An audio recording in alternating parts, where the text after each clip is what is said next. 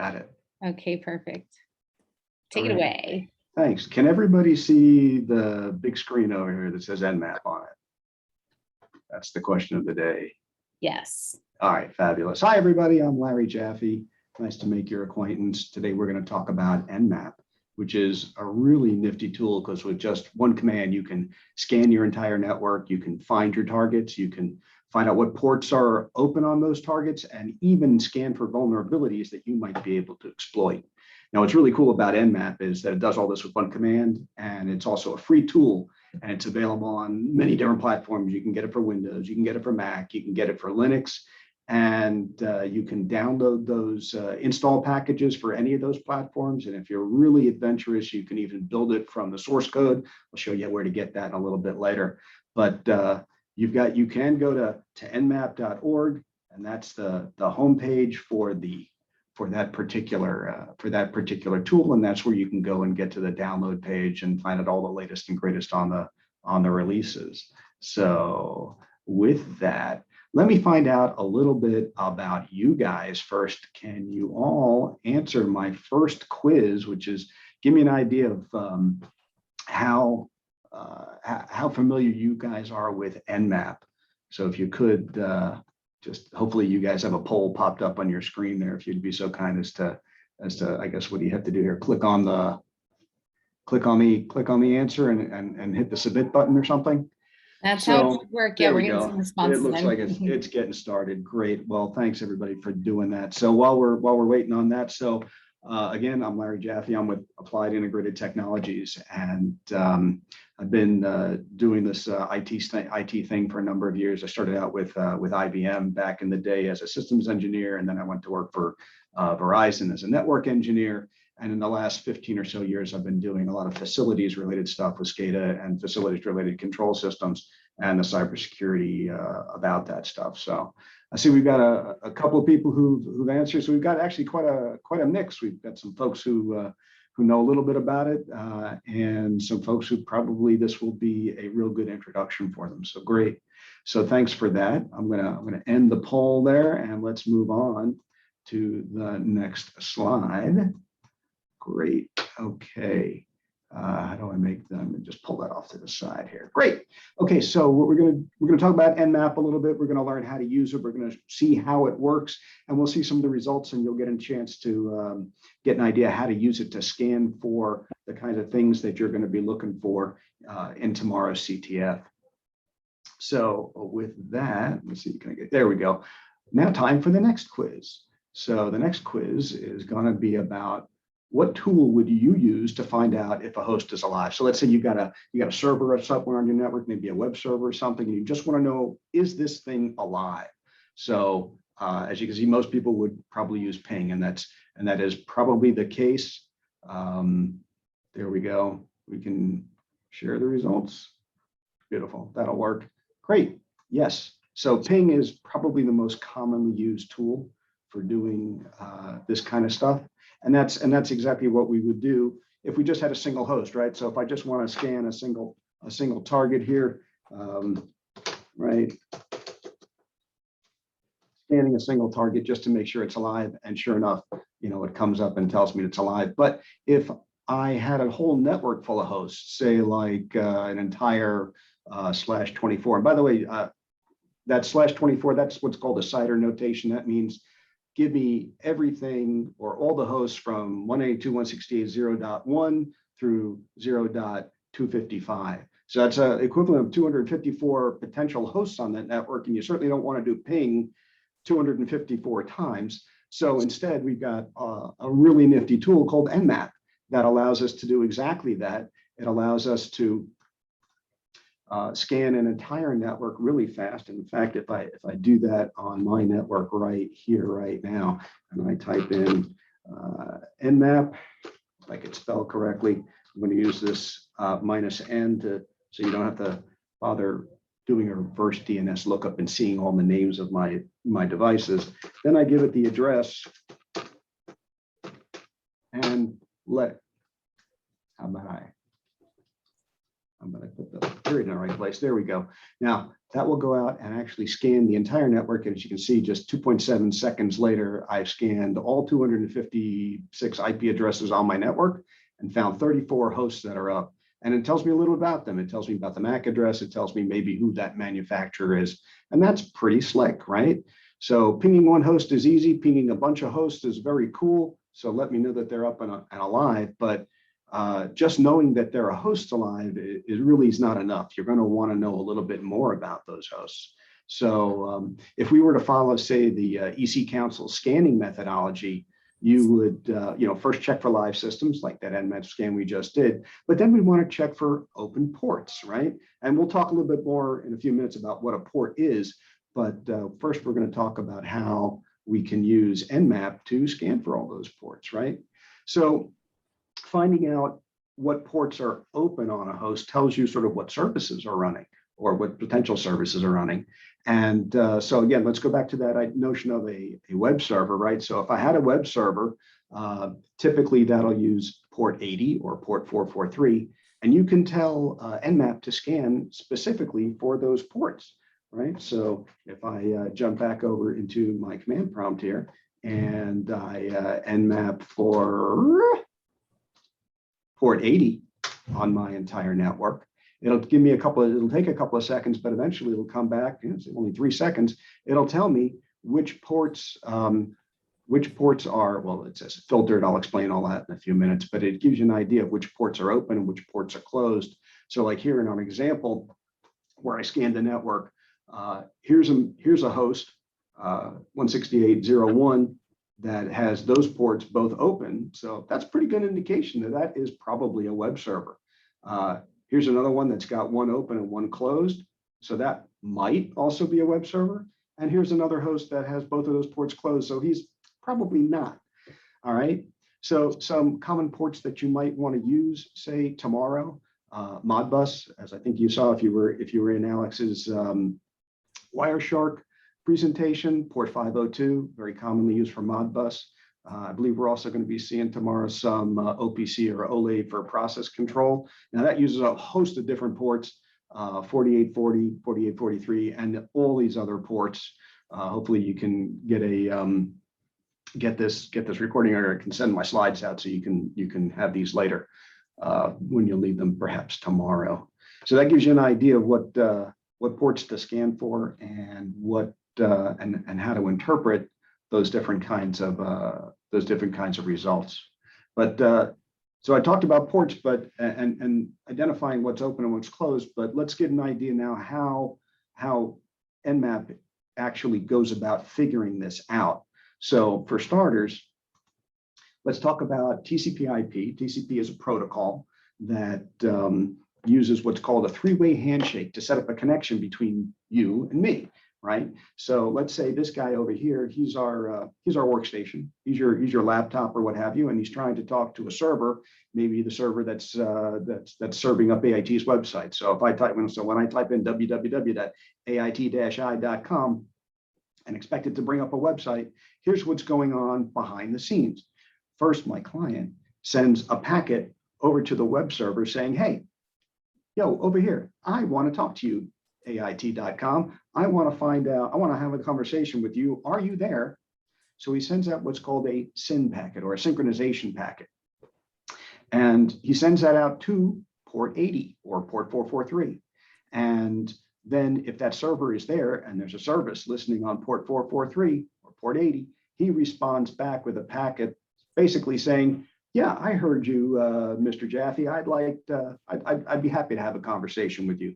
So he sends back that synchronization packet with the acknowledge bit turned on, and that's called a SYN-ACK packet, and that's what he sends back to the client. The client then turns around and says, "Great, let's have that conversation." So he sends back an acknowledgement back to the server.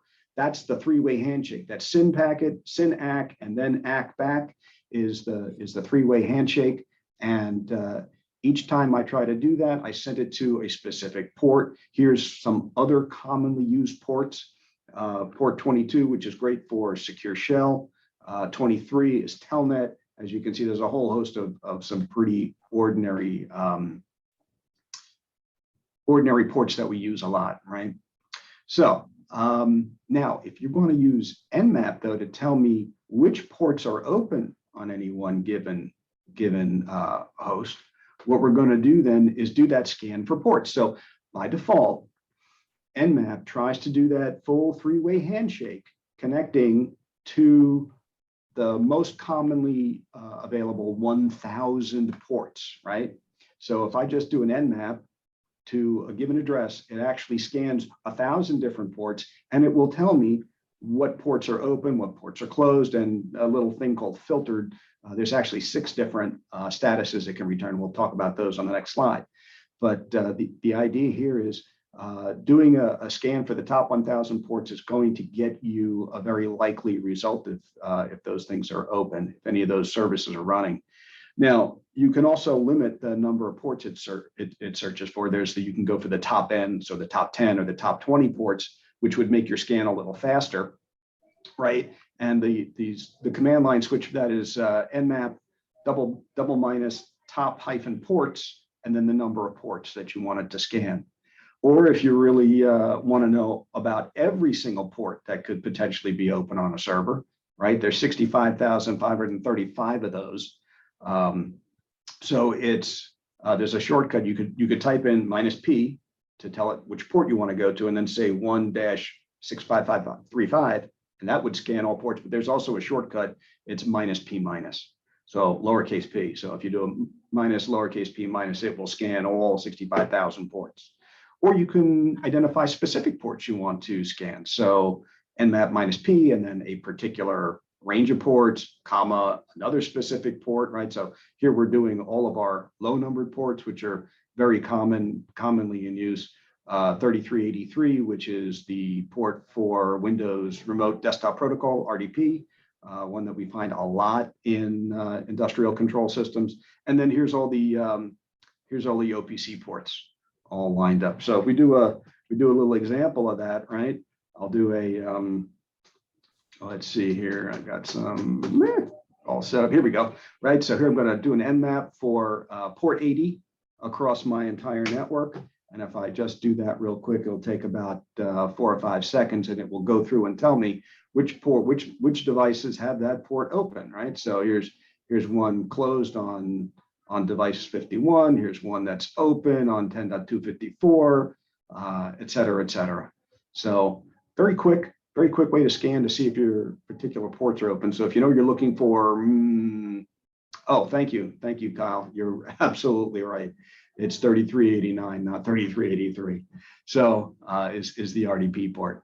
So yes, so you can do a quick scan just to see if anybody's running RDP on your network just by scanning for that one port, and you can find it pretty quickly. All right, let's move on. So as I mentioned, there were 6 different result types that you can get from an Nmap scan. Open means that the port on the server has responded to you, right? A SYN went out and a SYN ACK came back, right? That's for TCP. For UDP, we'll talk about UDP in a minute. It means that the port did not send back something that it basically sent back nothing, or it sent back some kind of a response. UDP is a little different. We'll talk about that in a bit. If a port is closed, when Nmap sends the SYN packet across, the port will respond with a reset packet, meaning the port is closed, right? So that's how it knows that the port is closed. Now, for filtered means that the SYN packet went out, nothing came back. And in TCP world, that means that either there's no service running on that port, or there is something filtering like a firewall, or there's something between you and that server that's keeping that response packet from coming back, or maybe that server never sent a response packet at all. So that's why it calls it as filtered. And then there's these other, very rarely will we find these other possibilities, but they basically mean that Nmap was not able to determine the results. So it's either unfiltered or open/filtered or closed/filtered.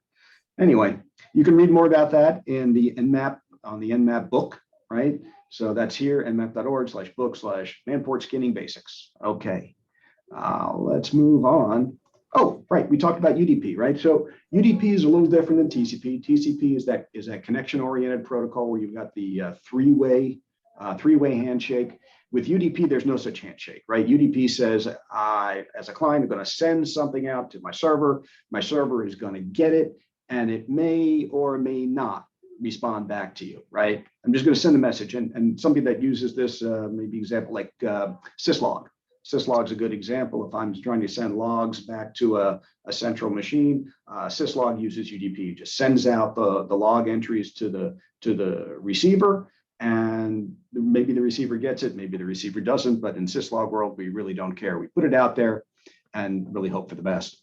So in order to do a UDP scan, the command syntax is nmap minus lowercase s, uppercase U.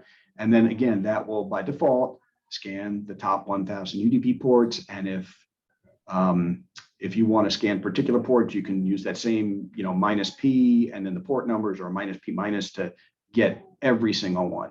So that gives you an idea of how to do a scan for UDP ports. And you can combine UDP port scans and TCP port scans all on the same command line. You can say minus S uppercase U and then some ports, and then minus lowercase s uppercase T to tell it which are TCP ports, and then again give it those give it the port specifications. So now, what's interesting about doing that three-way handshake, right? If there is on your network, say, a intrusion detection device or a firewall, perhaps, it might recognize the fact that you're sending out all of these connections and then, not talking on them at all. So that's a very common type of detection, a way of detecting scanning. So what Nmap does is it lets us do what we call a stealthy scan, or sometimes called a SYN scan or half open scan. And what it does is it basically says to the server, it sends out that SYN packet and says, hey, I want to talk to you. The server turns around and says, okay, great, let's have a conversation. It sends that SYN ACK back. And then the client says, oh, no, just kidding. And he will send the reset package back out to the server. So they call it a half open because it never really completes the three-way scan. And this, back in the day, used to get past a bunch of IDS tools. They really haven't, they've gotten a little smarter, the tools, so that they identify this stuff nowadays. But anyway, it is still, generally speaking, less likely to be detected by an IDS. But that's called a half open scan. You use it again with this nmap minus lowercase s uppercase s for that stealthy or SYN scan, and then the port specifications like we had before, and then you give it your target, right? Either your network or your target address. Now, here's what some of that would look like, right? If we had Wireshark running and we did a three-way handshake, a full open scan, or that TCP scan to port 80 to a given host, right? So here's my workstation, 192.168.0.10, and it sends a packet out to the destination of .1, and it goes out. There's the SYN packet. We see the server .1 responds back to .10 with a SYN ACK. And then I send the rest of my three-way handshake is the ACK packet. And then, of course, Nmap, being a good network citizen, sends a reset packet over to the server so that so we don't overload the server by trying to open too many connections to it at one time. Now, here's the difference, though, with the stealthy scan, right? It's Nmap minus lower s, upper s, and then the same target, same port spec. And we have here, you can see the outgoing SYN packet goes out, the return SYN ACK comes back, and then our workstation says, oh, just kidding, and sends the reset back to the server. All right, let's see. So Nmap does a whole lot more than just this. In fact, if you were to type just the Nmap minus H, you get really pages and pages and pages of really good information about all the different kinds of things that it can do, different kinds of scans that we've only barely scratched the surface of the kinds of scans that this thing can do, different ways of doing the port specifications, firewall evasion techniques, all kinds of interesting stuff. But what we're going to look at next, though, is being able to detect the operating system running on your target machines. So let's look at that. That's the minus capital O, and that's what's on our next slide here. Is if I do a Nmap minus O, what Nmap does is it sends out a bunch of carefully crafted packets and waits to see what kind of response it gets. And as it turns out, every operating system and every different TCP/IP stack implementation treats these different packets slightly differently, and it will respond in different ways. And so we can almost fingerprint the operating system just by seeing how it responds to these different TCP packets and UDP packets. Now, in order for this to work, it's got to be able to find one open and one closed port. So here's an example where we did an Nmap, again, minus uppercase O, to a host that Nmap has, and this is a special host. Nmap hosts a website called scanme.nmap.org, and they give you permission to scan it anytime you want. They ask, though, that you scan, you limit yourself to just, like one scan a minute or one scan every few minutes, not to overload the system. But because it can, you're allowed to scan it. So we did run a scan on it. We found a couple of open ports, one filtered port, and it took some guesses as to what in particular OS it was running. In this case, it figured it was probably most likely a Linux, and with these kernel versions, and this is how it broke down its detection. So very likely running an older version of Linux, probably Ubuntu if I had to take a guess. Anyway, what else have we got?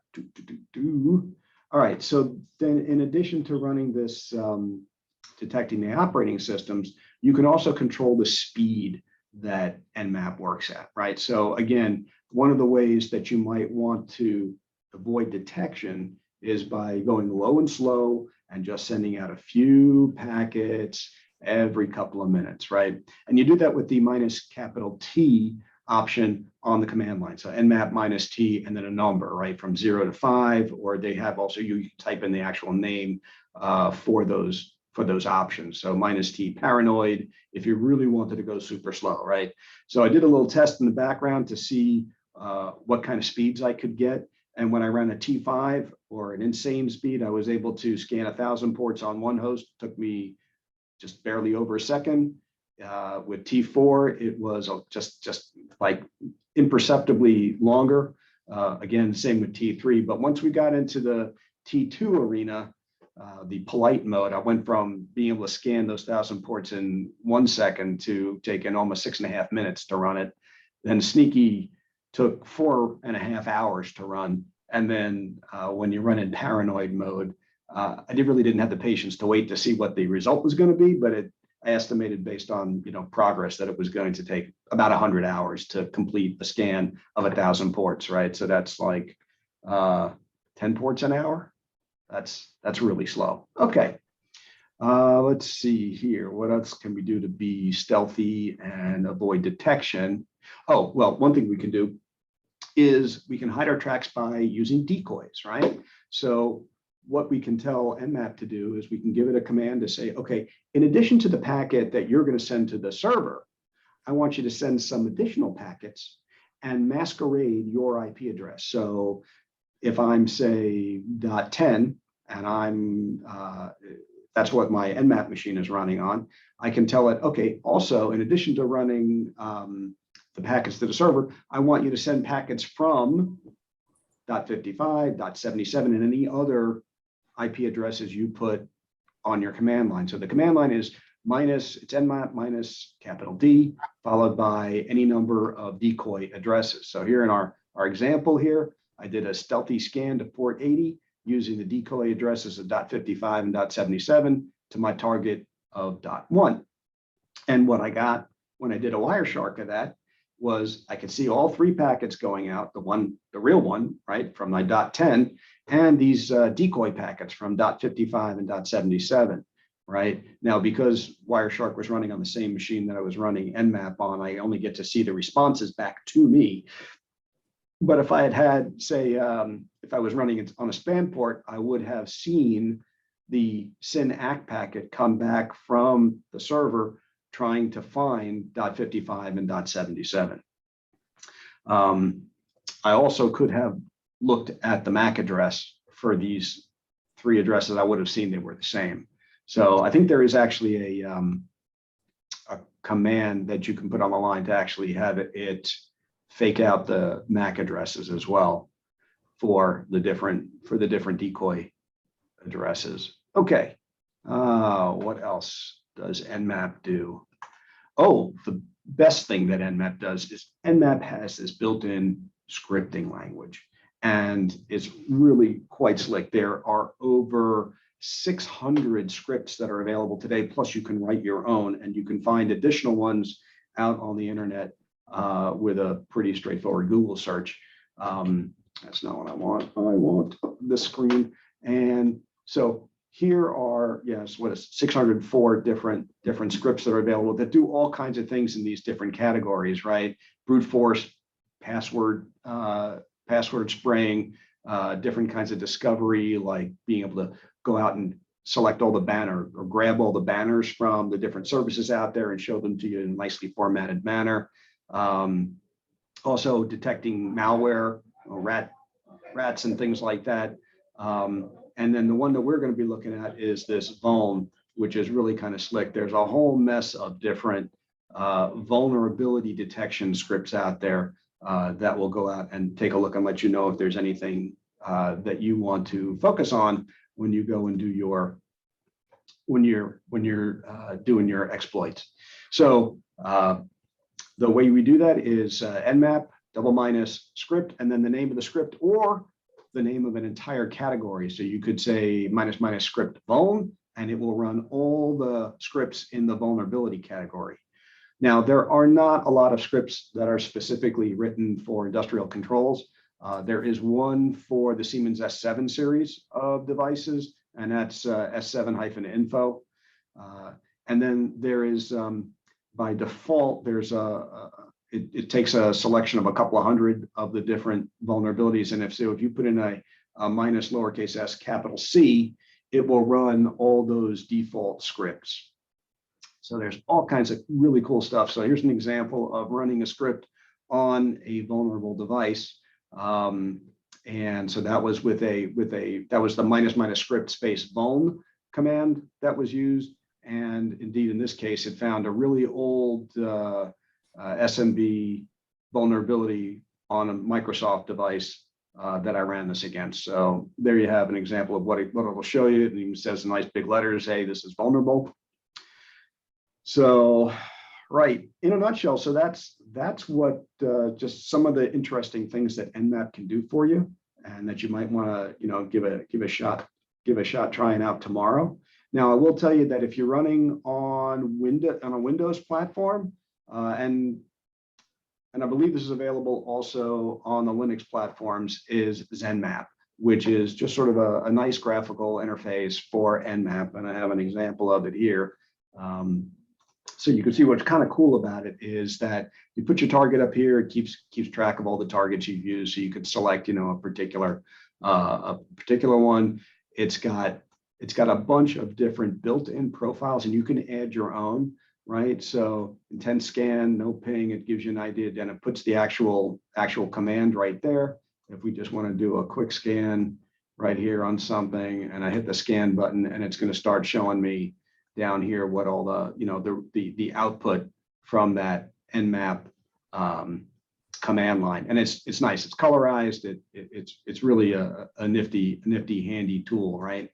And what else is cool is if you run it, so all the different scans that you run, it keeps track of them, and you can select a specific one and see what was the output of that command, and you can compare from one to the other. But then it also keeps track of the various hosts that it finds, and you can select a specific host and look at the ports that are open on that host. You can also select all the different services that are out there. And if I can get this thing to work, come on, work. There we go. Okay, well, anyway, when this button does work, what it does is it will let you, it will show you all the different services that are available, and you can on each of the given hosts. So let's see here. No, not working for me. It was working a half an hour ago, so don't ask me why it's not working now. Anyway, so but it's kind of cool in that I can go ahead and select a given host, and it will show me what services are open, which ones are closed or filtered on any one given host. And that's kind of a nifty thing to do. And like I said, this was available. It is available today on the Windows platform, and I believe it's available on the Mac and Linux as well. It used to be built into Nmap when you installed it on Kali, and then they stopped that a little while ago, and I'm not sure why. But all right, so let's go back to trying this on your own network, right? So get yourself a copy of yeah, so answering Joe's question, those Siemens, not sure if they were the S7 or a different Siemens device. That was the target of the Stuxnet attack. But anyway, so just a couple of quick reminders. Number one, make sure if you're running Nmap on something that you don't own, you really should be getting permission to do that. Pick yourself up a nice Nmap cheat sheet. There's a great one out there by Sans. Here's the crazy long URL for that. Now, you don't have to worry about this in tomorrow's Capture the Flag event, but if you ever are on a live network, a live industrial control system network, don't run Nmap. It is not your friend. It is very dangerous to do so. Just don't. Put it to you that way. And then if you really want to do some fun practice, if you like what you see tomorrow in the CTF, and you want to try some more on your own, there is a great website out there called VulnHub. They offer up dozens and dozens of different vulnerable VMs with different kinds of vulnerabilities on there, so you can practice your ethical hacking skills. It's a fantastic tool, and I highly recommend it, and it's a lot of fun. So I thank you. That's the list of it now. That's the gist of it anyway. So if you want to, if you have any questions, you can go ahead and unmute yourselves or type your questions in the thing there. But otherwise, thanks for joining, and I encourage you guys to go to www.ait-i.com. We are hiring, so please, come and check out our openings. All right, Courtney, thank you very much. Great. Thank you, Larry. Does anyone have any questions? No? Okay, great. All right, we'll be adding these recordings to our YouTube channel, Women in Cybersecurity, Critical Infrastructure, along with all of our other recordings for the series as well. And for those that are joining us, anyone that's planning to go to the local social tonight, it has been moved indoors. That's at Percival Engineering in Columbia, Maryland. A note went out about that if you had registered. And then also, again, tomorrow, we'll kick off right at 9 a.m. And wrap up around 4 p.m. We'll have a live stream on Twitch. And you should be, if you are registered, you should be getting a welcome email here any minute. So thank you all for your time and for joining. And again, thank you to Larry and AIT for your support here. Everyone have a great evening.